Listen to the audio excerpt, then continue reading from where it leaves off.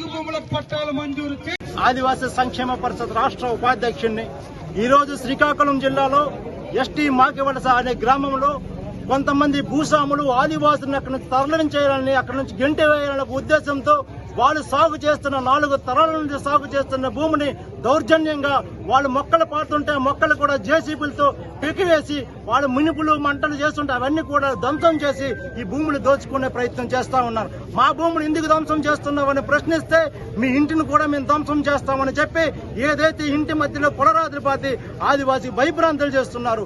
అందుచేతనే మేము ఈ ప్రభుత్వానికి మేము డిమాండ్ చేస్తా ఉన్నాం. నిజంగా ఆదివాసుల పట్ల ఈ ప్రభుత్వానికి సిద్ధశుద్ధి ఉంటే, ఆదివాసుల పట్ల మీకు న్యాయం ఉంటే, ఆదివాసులు నిజంగా న్యాయం చేయాలనుకుంటే ఏదైతే చంద్రగుప్త ఉన్నారో అతనిపై చట్టపరమైన చర్యలు తీసుకొని 1972 ల్యాండ్ సీలింగ్ యాక్ట్ ద్వారా 114 ఎకరాలు దోచుకున్న వారిపై తక్షణమే సిఐడి సిబిఐ ఎంక్వైరీ జరిపించి ఆదివాసీకి న్యాయం చేయమని 114 ఎకరాలపై తక్షణమే చర్యలు తీసుకోవాలి. రెవెన్యూ సిబ్బంది కూడా వాళ్ళపై కొమ్ము కాస్తున్నారు.